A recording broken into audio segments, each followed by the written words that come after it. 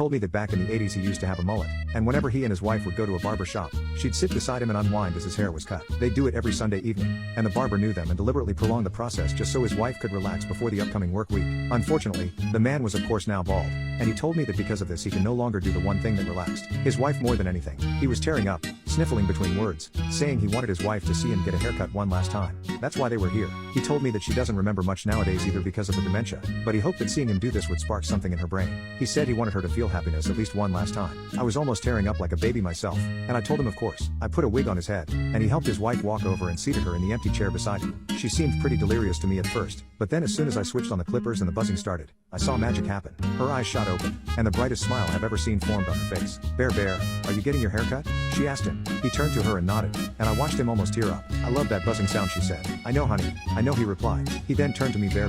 That's a name she hasn't called me in years. She gave it to me on our wedding day after I wore a shirt covered in bear